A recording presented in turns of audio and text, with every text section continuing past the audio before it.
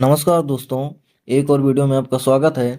इस वीडियो में हम प्रॉफिट एंड लॉस के कुछ इंपॉर्टेंट क्वेश्चन सॉल्व करेंगे जो कि पिछली परीक्षाओं में पूछे जा चुके हैं। तो चलिए वीडियो को शुरू करते हैं। पहला क्वेश्चन लिखा हुआ है, यदि मोहन को एक पेन बेचने पर लाभ विक्रय मूल्य का 20% होता है तो उसका वास्तविक लाभ प्रतिशत क्या है। तो सबसे पहले 20% की वैल्यू समझते हैं। 20% का मतलब होता है 1/5। इसका मतलब क्या है कि ये जो है विक्रय मूल्य पर लाभ है। इसका मतलब ये 5 हो जाएगा हमारा विक्रय मूल्य एसपी और 1 हो जाएगा हमारा प्रॉफिट। तो अगर हम देखते हैं सीपी, एसपी और प्रॉफिट, तो हमारा एसपी कितना है, 5 आ गया। प्रॉफिट हमारा 1 है, तो सीपी हमारा 4 हो जाएगा क्योंकि 4 में कोई वस्तु खरीदी गई थी, 1 के फायदे पर बेची गई, तो टोटल कितने में बेची जाएगी, 5 में बेची जाएगी। अब हमें बताना है उसका वास्तविक लाभ प्रतिशत। वास्तविक लाभ प्रतिशत का क्या मतलब होता है कि लाभ जो होता है वो हमेशा सीपी पे बताया जाता है। तो अगर हम यहाँ से निकालते हैं लाभ प्रतिशत, तो कितना हो जाएगा, लाभ यानी कि 1/सीपी कितना है, 4, और इंटू कर देंगे 100 से। इसको अगर हम सॉल्व करेंगे तो 4 से 25 बार में जाएगा, तो हमारा आंसर कितना आ जाएगा, 25%। नेक्स्ट क्वेश्चन देखते हैं। लिखा हुआ है, एक आदमी को एक अलमारी एक निश्चित मूल्य एस पर बेचने पर विक्रय मूल्य के 20% के बराबर लाभ प्राप्त होता है। तो यहाँ पर हम लिख लेंगे 20% की वैल्यू क्या हो जाएगी, 1/5। इसका मतलब 5 हमारा हो जाएगा एसपी, क्योंकि दिया हुआ है विक्रय मूल्य पर, यह विक्रय मूल्य का 20% के बराबर लाभ। तो 1 हो जाएगा हमारा क्या, प्रॉफिट। तो यहाँ पे अगर हम निकालेंगे सीपी, एसपी और प्रॉफिट, तो सीपी हमारा कितना आ जाएगा, 4, एसपी हमारा है 5 और प्रॉफिट है 1। ये आ जाएगा। आगे लिखा हुआ है, यदि अलमारी के क्रय मूल्य में 10% की वृद्धि होती है और वह उसे एस के 4% अधिक मूल्य पर बेचता है तो उसका प्रतिशत लाभ कितना होगा। अब यहाँ पर देखो, हमें आगे 10% करना है, तो हम क्या करते हैं, तीनों को 100 से मल्टीप्लाई कर देते हैं। इससे हमारे आंसर में कोई प्रॉब्लम नहीं आएगी, लेकिन हमारा कैलकुलेशन थोड़ा आसान हो जाएगा। तो यहाँ पर क्या हो जाएगा, अब आगे बोला गया है कि जो सीपी है यानी कि जो उसका क्रय मूल्य है उसमें 10% की वृद्धि होती है। तो देखो, 100 का जो 10% होता है, समझिएगा, 100 का जो 10% होता है, 10% वो होता है 10। तो यहाँ पर हमें 400 का अगर निकालना है, 400 का हमें 10% निकालना है, तो कितना हो जाएगा, इसका जो है देखो, ये यहाँ पर इसका जो है 4 गुना हुआ है, तो इधर भी ये चीज़ इसकी 4 गुनी यानी कि 40 हो जाएगी। तो यहाँ पर प्लस का 40 हो जाएगा, तो ये हो जाएगा कितना, 440। आगे लिखा हुआ है कि और एस के 4% अधिक मूल्य पर बेचता है, यानी कि पहले उसने अगर 500 में बेचा था, तो अब इसके 4% अधिक में बेचता है, तो अब हमें इसका 4% चाहिए। तो देखो, 100 का अगर हम 4% देखते हैं, 100% का अगर हम 4% देखते हैं 100 का, तो वो होता है 4।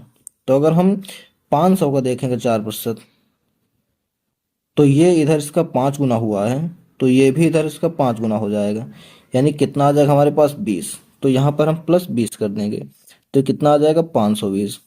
आगे क्वेश्चन क्या कह रहा है, उसका प्रतिशत लाभ कितना होगा। तो अब देखो, 440 में कोई चीज़ खरीदी गई है, 520 में बेची गई है, तो यहाँ पर लाभ कितने का हुआ है, 80 रुपये का। हमें प्रतिशत लाभ बताना है, तो लाभ प्रतिशत का फार्मूला क्या होता है, प्रॉफिट यानी कि लाभ बटे सीपी इंटू 100%। यहाँ पर हम वैल्यू पुट कर देंगे, तो कितना आ जाएगा, प्रॉफिट हमारे पास है 80 का, सीपी हमारे पास ये है 440, इंटू कर देंगे इसमें हम कितना, 100%। अगर इसको सॉल्व करते हैं तो 0 से 0 काट देंगे, 4 से काटेंगे 2 बार में, 4 से काटेंगे 11 बार में, तो हो जाएगा 200/11, 200/11%। और इसकी वैल्यू कितनी होती है, इधर मैं लिखे दे रहा हूँ, 200/11%। इसकी वैल्यू हो जाएगी हमारे पास 18.18%। ये हमारे क्वेश्चन का आंसर हो जाएगा। कौन सा ऑप्शन सही होगा हमारा, सी ऑप्शन हमारा राइट आंसर हो जाएगा। तीसरा क्वेश्चन देखते हैं। लिखा हुआ है, एक वस्तु को 832 रुपये में बेचने पर अर्जित लाभ उस वस्तु को 448 रुपये में बेचने पर हुए नुकसान के बराबर है। 50% लाभ अर्जित करने के लिए वस्तु का विक्रय मूल्य क्या होगा। तो सबसे पहले समझो कि हम मान लेते हैं कि जो उसका क्रय मूल्य था वो क्या था, सीपी हमारे पास। आगे लिखा हुआ कि 832 में बेचने पर हुआ लाभ, यानी कि 832 में उसको अगर बेचा गया तो यहाँ पर कुछ हुआ है प्रॉफिट, यहाँ पर हुआ है कोई प्रॉफिट। 448 रुपये में बेचने पर हुआ नुकसान, तो 448 में जब इसको बेचा गया तो इधर क्या हुआ है, नुकसान हुआ है, यहाँ पर हुआ है लॉस।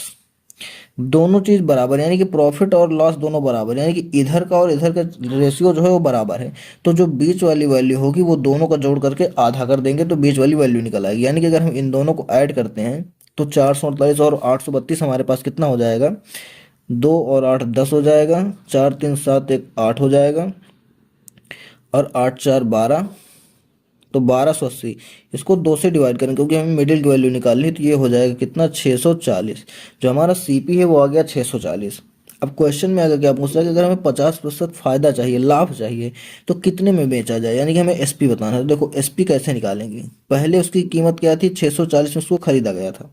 अब वो पहले से अपने आप में 100% है, हमें फायदा कितने का चाहिए, 50% का और फायदा चाहिए।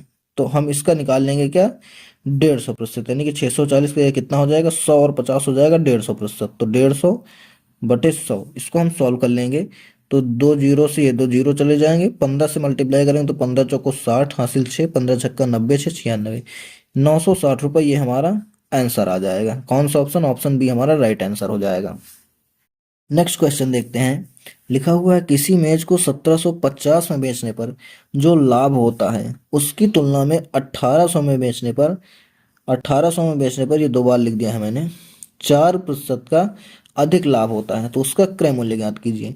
देखो सबसे पहले क्या है कि सबसे पहले मैं मान लेता हूँ जो उसका क्रय मूल्य है वो क्या है, सीपी, और ये होता है अपने आप में हमेशा 100%।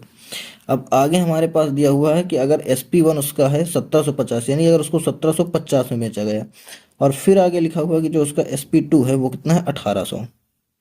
अब क्वेश्चन में कह रहा है कि अगर 1750 की बजाय 1800 में बेचा जाता है तो 4% ज़्यादा लाभ मिलता है। तो इन दोनों के बीच में अगर हम गैप देखते हैं तो कितने का है, 50 रुपये का। लेकिन क्वेश्चन में क्या बोला गया है, कितने का है, 4% का। इसका मतलब क्या हो जाए कि 4% की वैल्यू हो जाएगी हमारे पास 50 रुपये। हमें बताना है 100% की वैल्यू जो कि क्रय मूल्य है। तो अगर हम यहाँ से 100% की वैल्यू निकालें तो हो जाएगा 50/4 इंटू 100, ये हो जाएगा 100 रुपये। तो यहाँ से काट देंगे इसको तो 25 बार में जाएगा, 25 पंचे 125, आगे एक जीरो आ जाएगा, तो 1250 रुपये ये हमारे क्वेश्चन का आंसर हो जाएगी, हमारा क्रय मूल्य हो जाएगा। कौन सा ऑप्शन, ऑप्शन सी हमारा राइट आंसर हो जाएगा। नेक्स्ट क्वेश्चन देखते हैं। लिखा हुआ है एक महिला ने एक वस्तु को कुछ लाभ पर 960 रुपये में बेचा। अगर उसने इसे 800 में बेचा होता तो शुरुआती लाभ के 1/3 के बराबर की हानि हुई होती। वस्तु का लाभ प्रतिशत कितना था। अब देखो पहले हम मान लेते हैं कि उसने जो भी वस्तु खरीदी थी वो सीपी पे खरीदी थी। अब क्वेश्चन कह रहा है कुछ लाभ पर 960 में बेचा, तो यहाँ पर लाभ क्या हुआ ये हमें नहीं पता, लेकिन बेचा कितने में है, 960 रुपये में।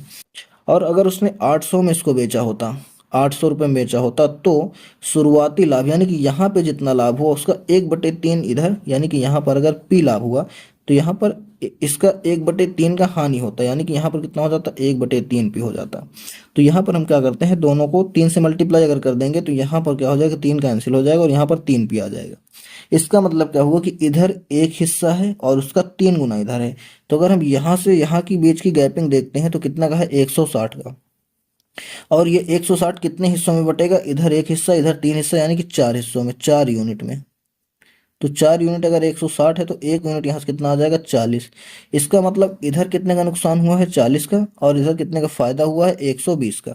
तो हमें अगर सीपी की वैल्यू चाहिए तो या तो हम इसमें से 120 माइनस कर दें, 960 में से 120 माइनस कर दें, और या फिर 800 में हम 40 जोड़ दें। तो अगर 800 में हम 40 जोड़ते हैं तो हमारा सीपी कितना आ जाएगा, 840 आ जाएगा। अब क्वेश्चन में हमसे पूछा गया है कि वस्तु का लाभ प्रतिशत कितना था शुरुआत में। तो देखो 960 में उसने बेचा था और 840 में खरीदा था, तो यहाँ पर प्रॉफिट कितने का है, अगर हम प्रॉफिट का प्रतिशत निकालते हैं तो यहाँ पर दोनों में प्रॉफिट कितने का है, 120 का। ये 120 का प्रॉफिट है, और कितने पर ये प्रॉफिट होगा, 840 में। प्रतिशत निकालने के लिए इंटू कर देंगे 100%। इसको अगर हम सॉल्व करते हैं तो 12×7=84, तो 100/7% ये हमारे क्वेश्चन का आंसर आ जाएगा। कौन सा ऑप्शन, डी ऑप्शन हमारा राइट आंसर हो जाएगा। लास्ट क्वेश्चन देखते हैं। लिखा हुआ है एक विक्रेता 1 दर्जन पेंसिल 25 रुपए में खरीदता है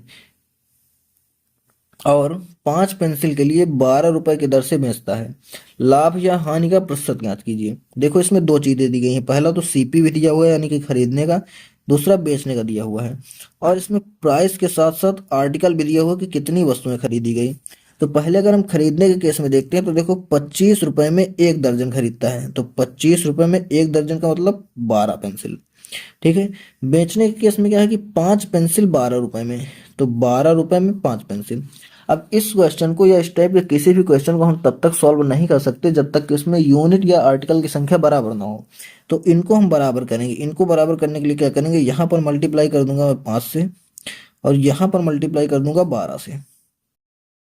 यानी कि ये समझ लो एक तरह से क्रॉस मल्टीप्लाई हो रहा है। तो यहाँ पर अगर इसका नया डाटा देखेंगे प्राइस का और आर्टिकल का, तो क्या आ जाएगा, यहाँ पर अगर 5 से मल्टीप्लाई करेंगे तो 25 पंचे 125, यहाँ पर 5 से मल्टीप्लाई करेंगे तो 12 पंचे 60, यहाँ पर 12 से मल्टीप्लाई करेंगे तो 12 बार हम 144, और यहाँ पर भी 60। अब देखो डाटा बराबर हो गया, मतलब क्या है कि 125 रुपये में 60 पेंसिल खरीदी और 144 रुपये में 60 पेंसिल बेच दी। तो देखो ज़्यादा में बेची गई, मतलब क्या हो जाएगा, प्रॉफिट कितने का होगा, तो यहाँ से अगर 144 में से 125 माइनस कर देंगे तो 19 आ जाएगा।